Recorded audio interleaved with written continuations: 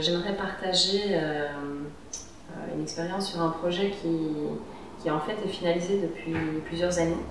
Donc c'est un projet sur lequel AVSF a travaillé entre 2004 et 2011, qui était localisé sur la côte est de Madagascar. Donc c'est une zone qui est à la fois soumise à des aléas climatiques importants, notamment cyclones, qui est une zone avec une pluviométrie importante, donc il y a une végétation qui est abondante. Et malgré tout, il y a des problèmes de sécurité alimentaire, dus d'une part à des épisodes climatiques, comme j'ai dit, qui sont un peu particuliers, et aussi à des capacités de production des exploitations qui sont limitées.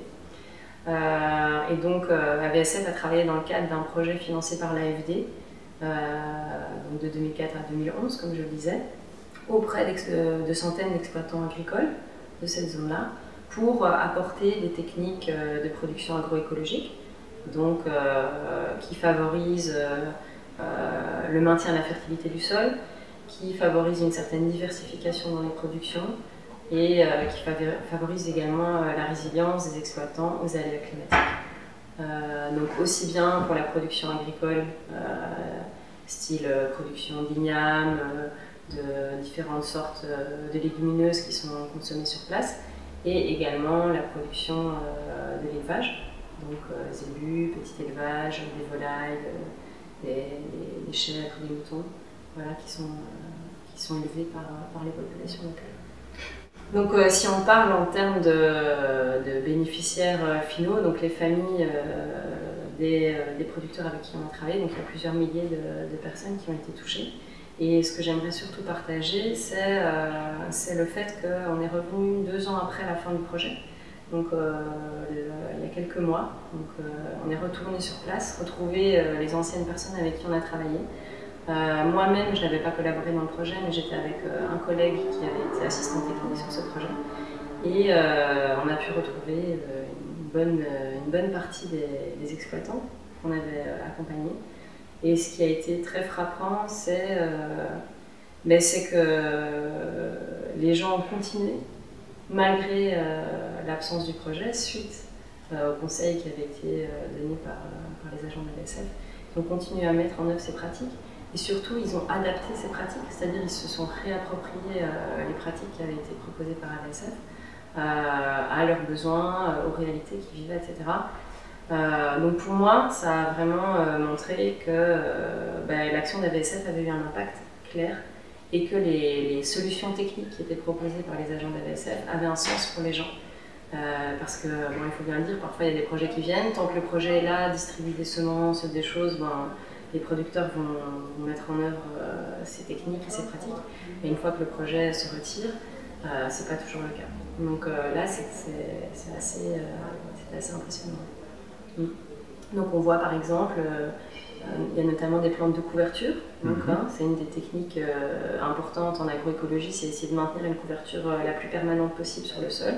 Et donc il y a des zones entières qui à l'époque étaient nues, notamment sous les vergers de caféiers, donc qui sont une des espèces qui est plantée, une des filières qui est exploitée par les gens là-bas.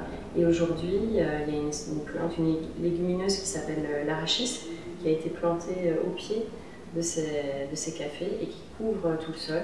Et lorsqu'on discute avec les gens, ils expliquent vraiment tous les avantages que ces plantes apportent en termes de fertilité du sol, un travail moindre aussi de sarclage et d'élimination des adventices autour des caféiers. Donc voilà, on voit vraiment un apport direct.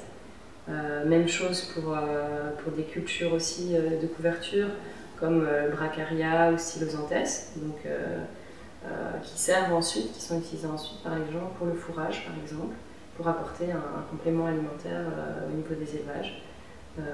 Et les témoignages aussi des gens sont impressionnants, donc ils expliquent qu'il y a quelques années, le manioc, un pied de manioc ne suffisait pas à nourrir toute la famille, il fallait en prendre 4 ou 5, et qu'à l'heure actuelle, un seul pied permet de nourrir la famille, même pour plusieurs jours, etc.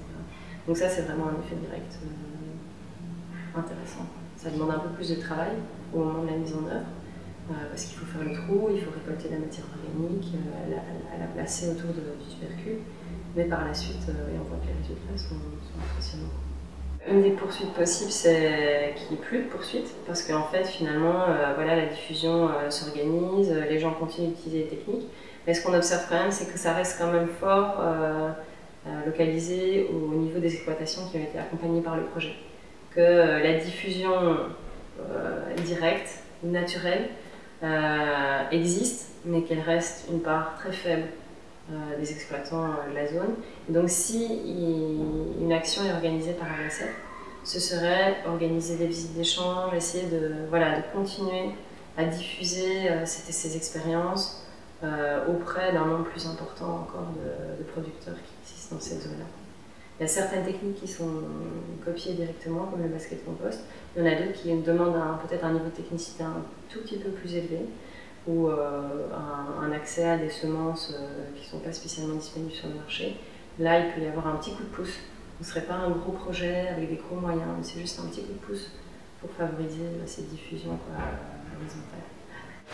Après 2 ans de retrait du projet, on peut être relativement objectif. Si on continue à trouver les techniques qui avaient été proposées et que les gens continuent de dire que ça leur permet de mieux se nourrir, de produire plus, oui, c'est une réussite.